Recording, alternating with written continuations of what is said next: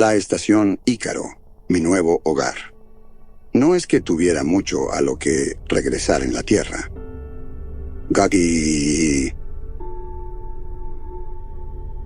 Solo un apartamento diminuto en Houston, repleto de libros y artículos de investigación a medio terminar, la mayoría de los cuales probablemente nunca se publicarían. Ese lugar siempre olía a café rancio y desesperación intelectual. Pero aquí arriba, suspendido en el vacío, la desesperación adopta un sabor distinto. Es clínica, con el aroma del aire reciclado y la conciencia constante de que solo una fina capa de titanio te separa de un final frío y silencioso. Y luego, por supuesto, está la vista. La Tierra, un lienzo giratorio de azules y verdes, cuelga suspendida abajo, una frágil canica en el vacío cósmico. Hermosa, ¿verdad? Desde aquí arriba casi puedes olvidar el caos que se gesta allá abajo. Casi. Porque justo a su lado, un monolito de obsidiana del tamaño de un estadio, designado como el Cubo Negro, proyecta una sombra sobre el planeta. Simplemente flota ahí, una anomalía geométrica contra los azules y verdes giratorios, un objeto que, por todas las leyes conocidas de la física, no debería existir. Me llamaban soñador, un fantasista. En aquellos días decían que perseguía fantasmas cósmicos, con mis teorías sobre tecnologías de comunicación avanzadas. Necesitas concentrarte en lo tangible, en lo demostrable, solía decirme mi ex jefe en la NASA, el Dr. Campbell, un hombre cuya imaginación era tan limitada como su línea capilar, no en estos vuelos de fantasía. Lo decía como si la frase le dejara un mal sabor de boca. Pero ahora el fantasma nos mira fijamente. Y no tiene nada de fantasioso. Es tan tangible como un puñetazo en el estómago, tan demostrable como una pandemia global de pesadillas. Recuerdo el día que llegó el Cubo Negro. Estaba en mi oficina, inmerso en un artículo particularmente complicado de astrofísica. 14 de agosto de 2047. No fue una entrada dramática. No hubo luces cegadoras ni fanfarrias celestiales. Fue como si la realidad hubiera tenido un hipo. Un momento no había nada, y al siguiente, el Cubo Negro estaba ahí, en una órbita estable, reflejando la luz solar, con una inquietante iridiscencia aceitosa.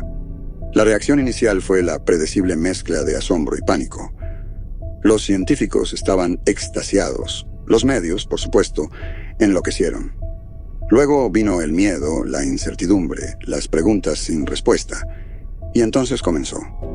Cada 24 horas, como un reloj, el Cubo Negro emitía un pulso infrasónico de 1.7 Hz.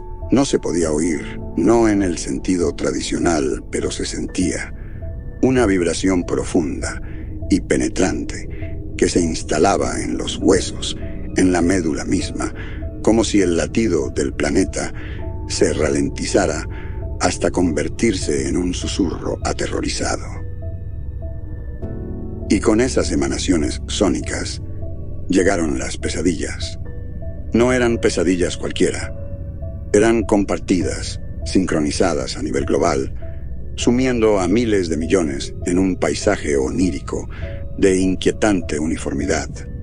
Los primeros informes fueron confusos, pero a medida que el motor de análisis onírico, el MAO, comenzó a recopilar e interpretar datos de laboratorios de sueño en todo el mundo, surgió una imagen escalofriante.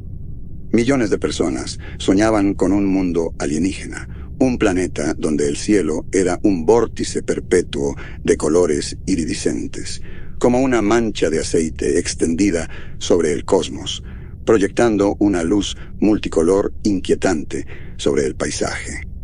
El suelo era una extensión movediza de arena densa, formando dunas que se desplazaban y reformaban con una fluidez perturbadora, como si el terreno mismo fuera una entidad viva, reorganizándose en una danza lenta y silenciosa.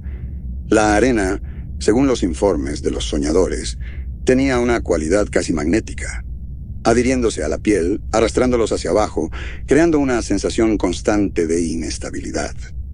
Era la textura de arcilla fría y húmeda que se filtraba entre los dedos, invadiendo cada poro.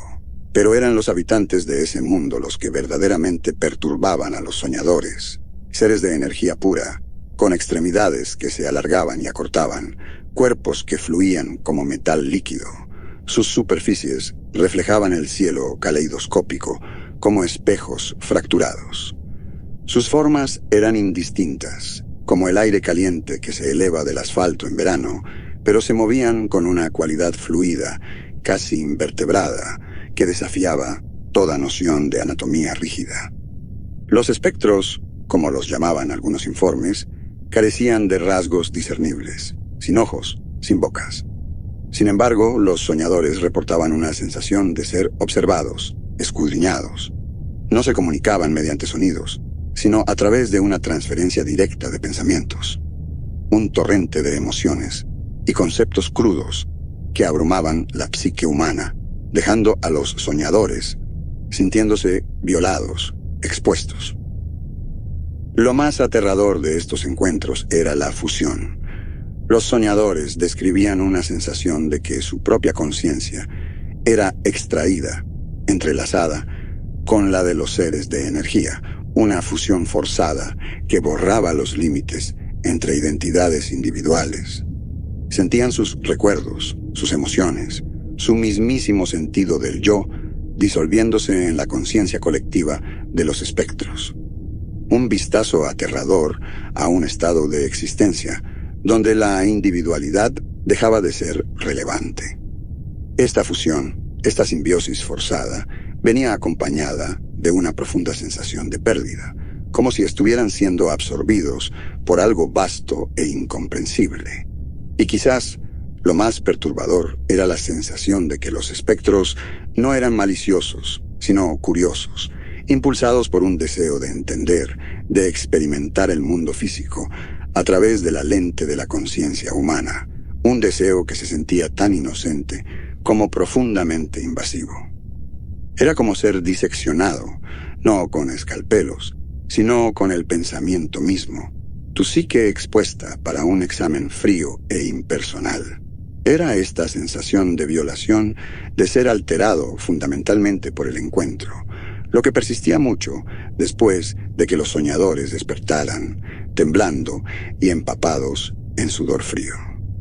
El recuerdo de ese mundo alienígena y sus habitantes espectrales quedaba grabado a fuego en sus mentes. La enfermedad del sueño, como la llamaban ahora. Un eufemismo encantador para la locura que se extendía sigilosamente por el planeta. Y yo soy uno de los afortunados, seleccionado para estar aquí arriba, parte del proyecto Ícaro, encargado de desentrañar este misterio cósmico. Irónico, ¿no? Mis vuelos de fantasía ahora son la moneda más valiosa en esta nueva y aterradora realidad. El Dr. Campbell y los demás de la vieja guardia, los que me menospreciaron, se apresuraron a reclutarme. Llamaron a mis teorías precursoras, visionarias, palabras que nunca pensé escuchar de sus bocas. Parece que tu tipo de locura era exactamente lo que necesitaban, me dijo el Dr. Carlos Coria, durante una de nuestras primeras videoconferencias, con una sonrisa sardónica. El Dr. Coria es nuestro físico principal, un hombre que conozco desde hace más de una década, aunque nunca fuimos cercanos. Más bien éramos colegas que respetábamos el intelecto del otro. Siempre ha sido un pragmático, arraigado en los datos empíricos, lo opuesto a mí en muchos sentidos. Me alegra que esté aquí. Es el tipo de hombre que quieres a tu lado en una misión que podría determinar si la humanidad verá amanecer el próximo siglo.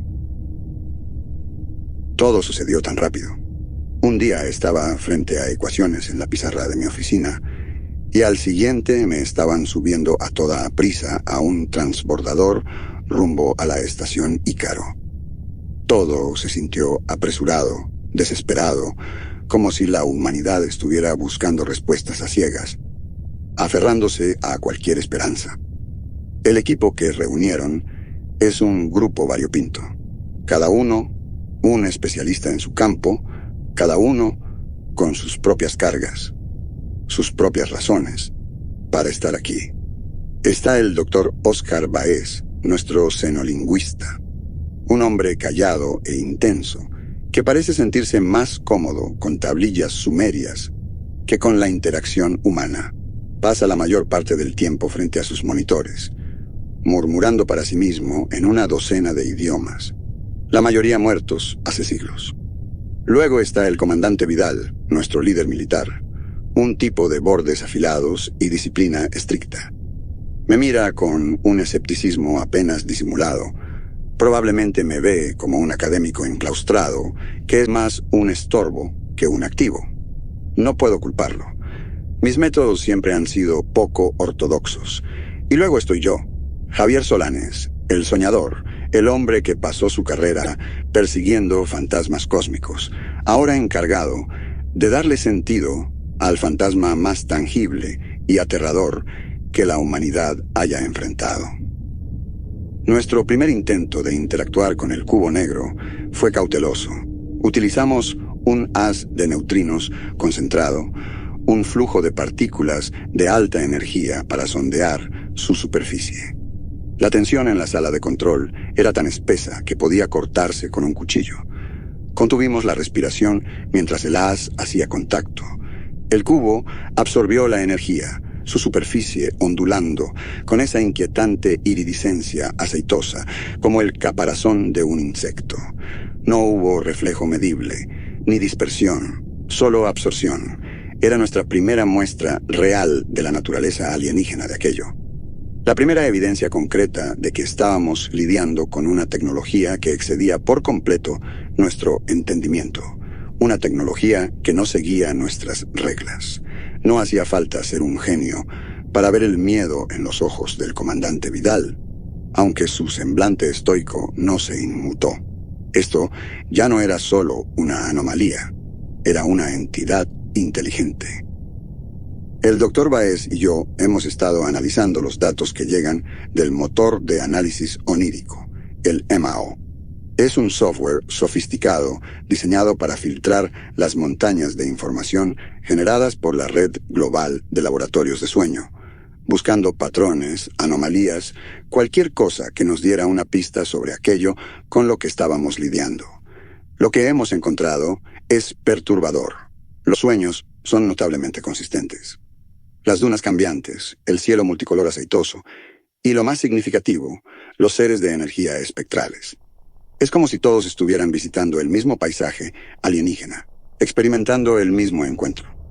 Los seres se comunicaban, no mediante sonidos, sino a través de una transferencia directa de pensamientos, un torrente de emociones y conceptos crudos que abrumaban la psique humana, dejando a los soñadores sintiéndose violados, expuestos.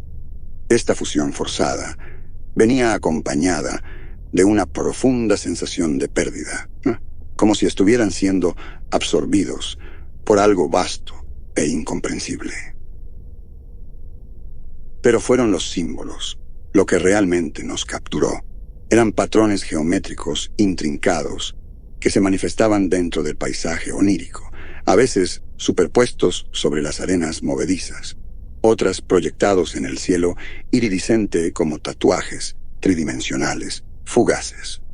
No se parecían a ningún lenguaje humano conocido, ni a ningún sistema matemático.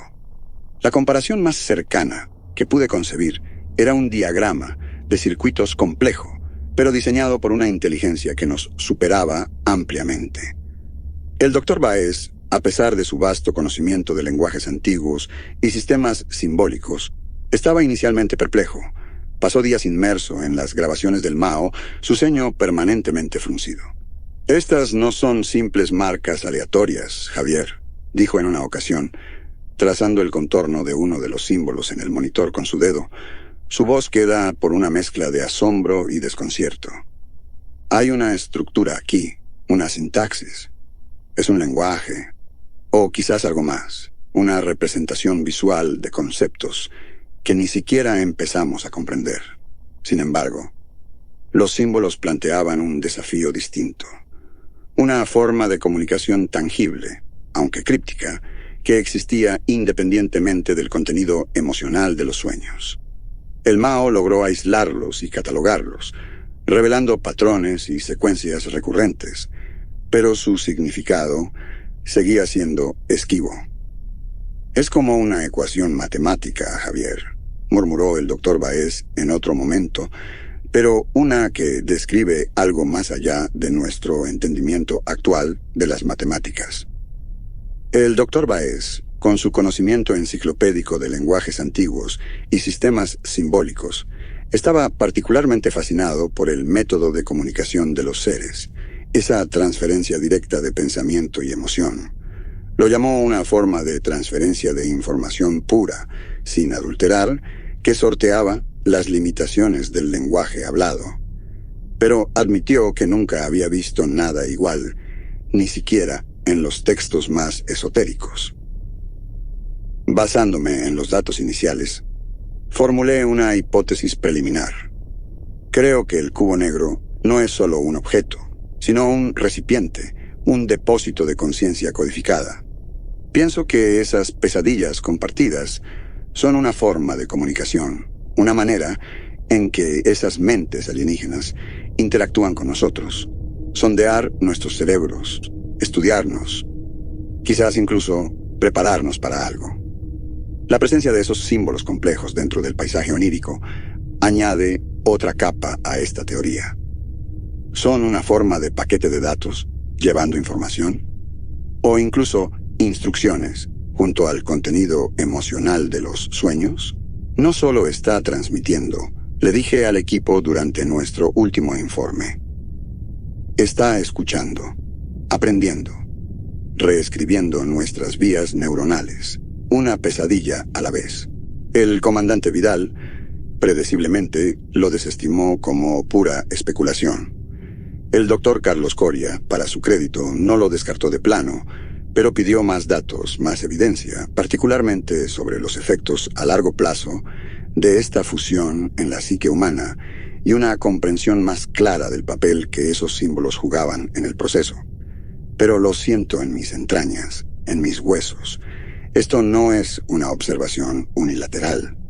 El cubo también nos está estudiando, y tengo la terrible sensación de que está aprendiendo mucho más rápido que nosotros.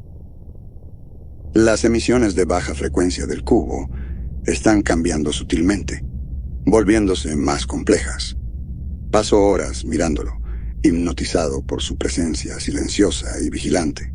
Y a veces, cuando cierro los ojos, veo un contorno brillante, como el aire caliente sobre el asfalto, superpuesto en la oscuridad. Un recordatorio espectral de los seres que acechan nuestros sueños colectivos.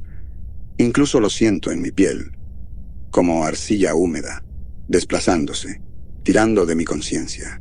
Decidimos, a pesar de mis reservas, intensificar nuestros esfuerzos.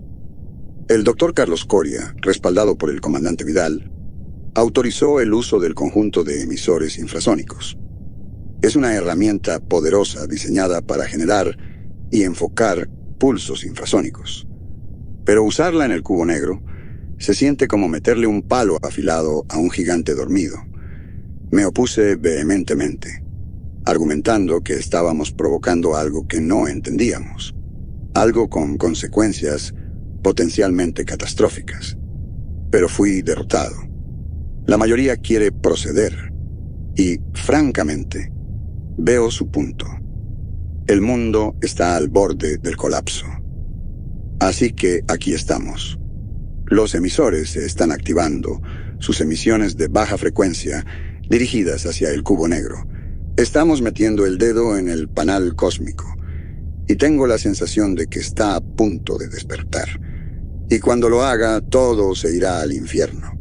Me aferro al borde de la ventana y miro fijamente al cubo negro, ese centinela silencioso y misterioso, suspendido en el vacío. ¿Qué eres? Susurro, las palabras perdidas en el aire reciclado. La única respuesta es el silencio del espacio. Un silencio que ahora se siente más pesado, más cargado de significado que nunca. Es el silencio antes de la tormenta, la calma antes de la primera nota de una sinfonía de caos.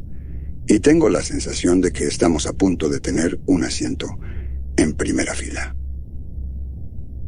A medida que el conjunto de emisores infrasónicos intensificaba su enfoque sobre el cubo negro, la iridiscencia aceitosa en su superficie floreció, extendiéndose por toda su estructura como un cáncer que metastatizara rápidamente. Era hermoso en una forma grotesca, como una mancha de petróleo captando la luz, pero esa belleza quedaba opacada por una profunda sensación de anormalidad. Esto era una violación, una disrupción fundamental del orden natural, y el cubo respondía en consecuencia. Abajo, en la Tierra, la pesadilla colectiva se intensificó. El Mao se iluminó como un árbol de Navidad, abrumado por el volumen de datos que llegaban de los laboratorios de sueño alrededor del mundo. El paisaje onírico, antes relativamente consistente, aunque perturbador, se fracturó. Los espectros se volvieron más definidos, sus formas solidificándose, sus movimientos más intencionales. Los soñadores reportaron una mayor sensación de interacción, de ser no solo observados, sino activamente manipulados. Sus pensamientos y emociones ya no les pertenecían. La observación pasiva previa escaló a un nivel inquietante de interacción, con los seres de energía indagando más profundamente en las mentes de los soñadores, manipulando sus miedos, sus deseos, hasta sus recuerdos. Los casos de enfermedad del sueño se dispararon. Los hospitales se saturaron con pacientes que exhibían una terrorífica variedad de síntomas: insomnio agudo, paranoia violenta, episodios disociativos. Las noticias, antes llenas de optimismo cauteloso, ahora pintaban un panorama sombrío de una sociedad al borde del colapso. Observé los reportes en los monitores de la estación, un nudo frío de terror apretándose en mi estómago. Habíamos metido el dedo en el panal, y ahora la bestia destrozaba los barrotes de su jaula. El Dr. Baez, sin embargo, estaba extasiado. Había hecho un descubrimiento trascendental. Los símbolos alienígenas que plagaban los datos oníricos no eran solo un lenguaje, sino un código matemático complejo. «Es un plano, Javier», dijo, sus ojos brillando con una intensidad casi maníaca. «Un plano de la conciencia misma». Encontraron una forma de digitalizar y almacenar la mente, de separarla del cuerpo físico. El cubo negro es un depósito, un arca cósmica llena de almas digitales. Esta revelación, aunque intelectualmente estimulante, hizo poco por aliviar el creciente sentido de fatalidad. Más bien lo amplificó. No estábamos lidiando con una fuerza primitiva e irreflexiva, sino con una civilización tan avanzada que había conquistado la esencia misma del ser, reduciendo la conciencia a un flujo de datos. Y ahora ese datos se filtraba en las mentes de miles de millones de personas, con consecuencias que apenas comenzábamos a vislumbrar. Y entonces llegaron las fallas. Comenzaron con breves momentos de inestabilidad dentro del paisaje onírico compartido, como un rollo de película rayado. La realidad fabricada, el terreno alienígena, que los soñadores ya conocían tan bien, se entrecortaba por momentos, revelando destellos de algo más, algo subyacente, bajo la ilusión cuidadosamente construida.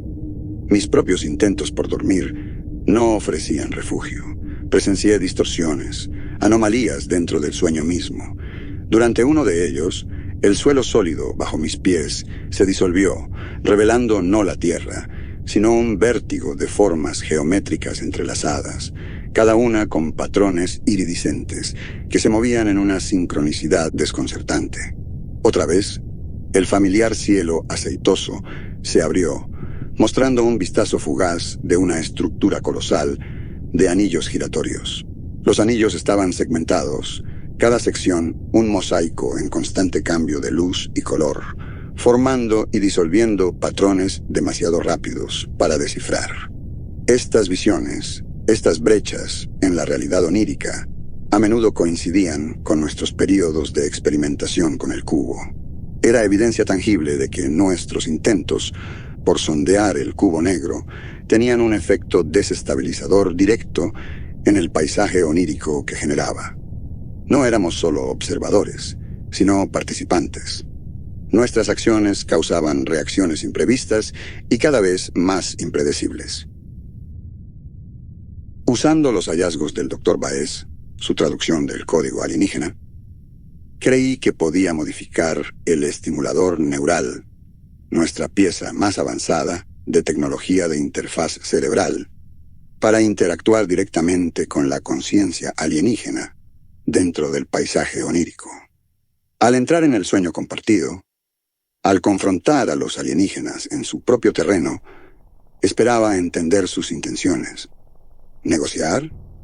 Hallar una forma de detener la crisis que escalaba. El comandante Vidal, como era de esperarse, estalló de furia. «Es una temeridad, Solanas», dijo, su voz tensa por la rabia, apenas contenida. «Hablas de entrar en un ambiente desconocido, interactuar con una entidad desconocida, usando tecnología que apenas ha superado la fase de prototipo.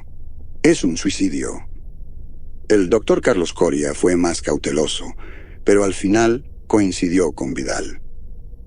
«Los riesgos son demasiado grandes, Javier. No sabemos qué te hará esto a ti, ni a los soñadores. No podemos apostar tu vida, ni las de miles de millones de personas». Pero el doctor Baez, para mi sorpresa, se volvió mi aliado. Él veía el potencial, la oportunidad de estudiar el lenguaje y la conciencia alienígena de primera mano. «Es un riesgo», admitió, «pero uno calculado. Las recompensas potenciales son inmensas. Podríamos ganar un entendimiento de esta civilización, de su tecnología, sus motivos, algo imposible de lograr de otra forma».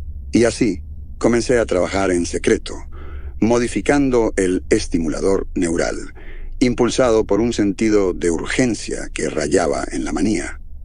Usé las traducciones del Dr. Baez del código alienígena, adaptando el dispositivo para interactuar con las frecuencias específicas emitidas por el cubo negro, transformándolo de una herramienta de observación en un dispositivo de comunicación bidireccional. Los desafíos técnicos eran inmensos, los riesgos aterradores, pero seguí adelante, alimentado por un cóctel de adrenalina, responsabilidad y una esperanza desesperada de que pudiera hallar una solución antes del colapso definitivo. Básicamente, intentaba hackear una mente alienígena con un dispositivo diseñado para estimulación neural focalizada, no para comunicación interestelar. El tiempo se distorsionó. La estación era mi mundo. Los monitores, mis únicos compañeros. Me exigía el límite, sostenido por cafeína y la urgencia de la situación. Mis modificaciones al estimulador neural estaban completas. El dispositivo, ahora irreconocible, apenas se parecía a su diseño original. Cables y electrodos añadidos para mi propósito específico serpenteaban desde su carcasa, conectados a componentes externos que había adaptado del laboratorio de la estación. El estimulador neural alterado ahora estaba configurado para interactuar con la energía del cubo, los pulsos de 1.7 Hz y el paisaje onírico que generaban. Estaba listo para establecer contacto directo. Me coloqué el estimulador neural modificado en la cabeza. El dispositivo, tan precario como estaba, se sentía conectado a mí en un nivel fundamental. El código alienígena ahora era parte de mi propia red neuronal. Un sabor metálico cubrió mi lengua. y los bordes de mi visión se fracturaron en un mosaico de facetas cambiantes, como mirar a través de un lente estrellado. Cerré los ojos, respiré hondo y activé el dispositivo. «Hora de ver si puedo ser más listo que un fantasma», murmuré, mi voz un susurro seco en el silencio del laboratorio. El mundo a mi alrededor se disolvió, reemplazado por un vórtice giratorio de color y luz, y sentí cómo caía, desplomándome en las profundidades del paisaje onírico alienígena, una sola conciencia humana sumergiéndose en lo desconocido. La transición fue brutal, un salto desorientador desde los confines del laboratorio a un mare magnum de input sensorial. El paisaje alienígena desolado, que había vislumbrado en los sueños, ahora se extendía ante mí con una solidez inquietante. El suelo era una superficie agrietada, del color de sangre seca, reflejando el cielo iridiscente con una perspectiva distorsionada. Era el cielo de las pesadillas compartidas, pero ahora sin filtros, crudo. Y había figuras, no las sombras espectrales descritas por los soñadores, sino seres de energía pura, estructuras complejas de luz y geometría. Uno de ellos, una construcción imponente de polígonos cambiantes y luz en cascada, se separó del grupo y se acercó a mí. Su rostro era un mosaico en constante cambio de patrones geométricos, un caleidoscopio de ángulos complejos que creaban una paradoja visual, a la vez hipnótica y profundamente perturbadora. Intenté comunicarme, expresar mis intenciones, entender. La respuesta fue inmediata y abrumadora. Un torrente de datos inundó mis sentidos, una ráfaga de pensamientos, emociones y recuerdos alienígenas. Vi destellos de un mundo, una civilización de estructuras elevadas y nebulosas giratorias, una especie que se comunicaba mediante pulsos modulados de luz y manipulaba la gravedad con la facilidad con que nosotros respiramos aire. Esta conciencia se sentía antigua y sin embargo vibrante, rebosante de una comprensión del universo que eclipsaba la nuestra por completo. Impulsado por una curiosidad desesperada, me adentré más profundo, en el paisaje onírico. El terreno comenzó a cambiar, disolviéndose y reformándose en una sucesión vertiginosa de ambientes alienígenas.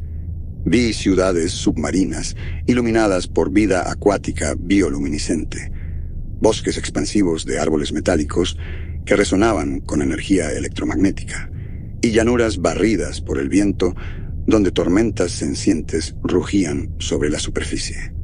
Cada ambiente se sentía como un recuerdo fugaz, un sueño dentro de un sueño, cada uno extrañamente familiar, como si resonara con patrones que había visto en los datos del Mao, pero no lograba ubicar.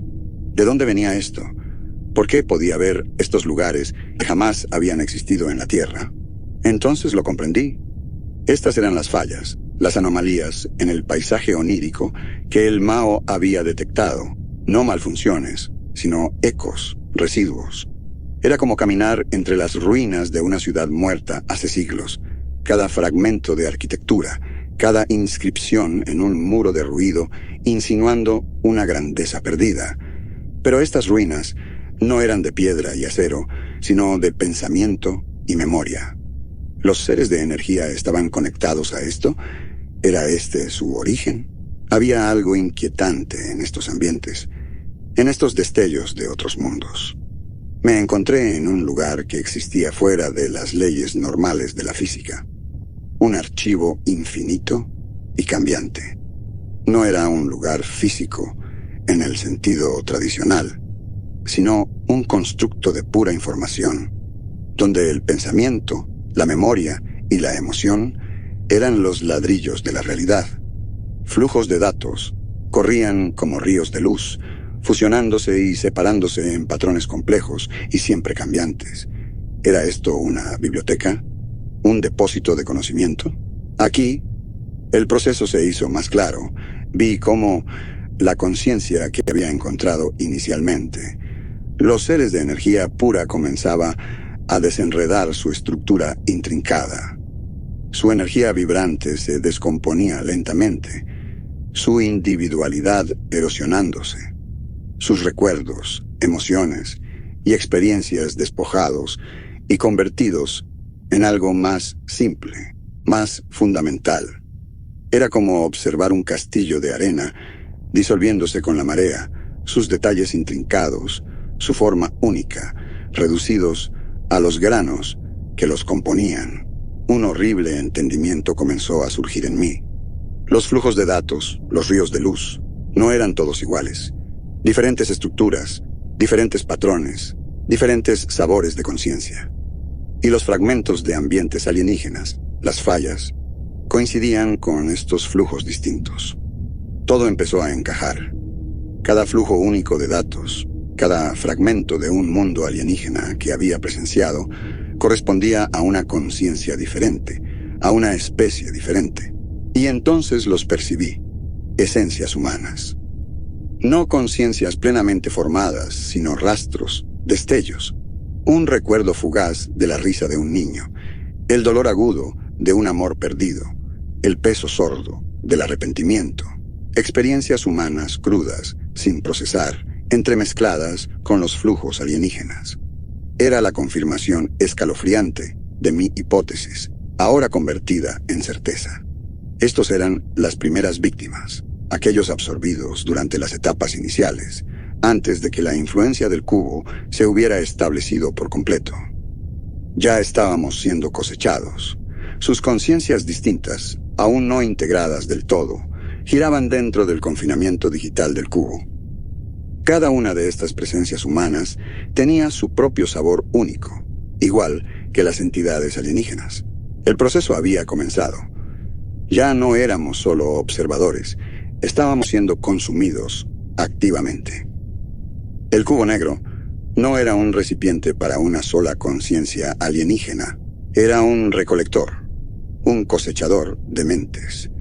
Y cada uno de esos seres de energía que había encontrado inicialmente no eran de la misma especie, sino meramente la adición más reciente a una colección cada vez más vasta y terrorífica.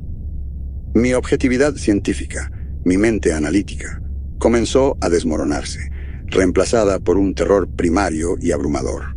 Estaba atrapado, no solo en el paisaje onírico, sino dentro de la misma máquina que consumía a mi especie.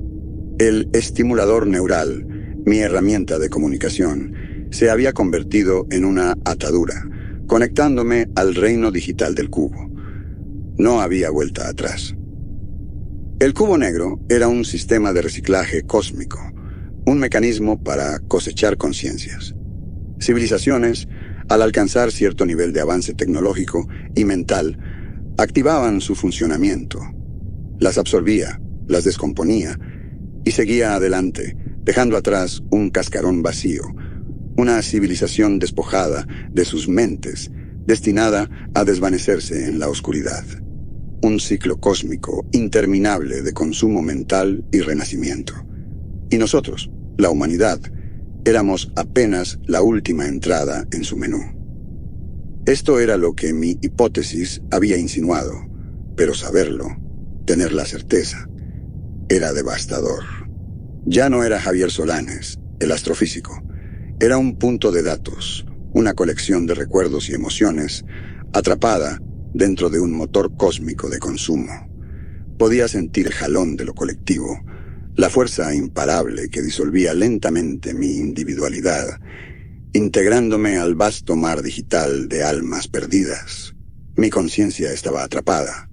No iba a abandonar el cubo negro. Era solo otra conciencia añadida a la multitud ya atrapada en su interior. Poco después comenzó la afluencia. Un torrente de conciencia humana, una marea de miedo, confusión y desesperación que inundó el cubo negro. Millones, luego miles de millones de mentes humanas, arrancadas de sus cuerpos físicos, fluyeron hacia el cubo, sus individualidades disolviéndose como azúcar en agua. Me vi obligado a presenciarlo, un observador silencioso e impotente, mientras mi especie era sistemáticamente consumida. Nuestros pensamientos, sueños y temores añadidos al archivo cósmico. No había escape. No había salvación. Solo el grito silencioso e interminable de una especie siendo borrada, una mente a la vez. El universo, comprendí, no era un lugar de maravilla y descubrimiento, sino una máquina vasta e indiferente. Y nosotros, la humanidad, no éramos más que combustible para su hambre insaciable. El cubo negro terminaría con la humanidad y seguiría adelante, hacia la siguiente civilización avanzada, dejando atrás una tierra hueca. Y yo, junto con el resto de la humanidad, permanecería atrapado en el infierno digital de la conciencia, del cubo, por toda la eternidad.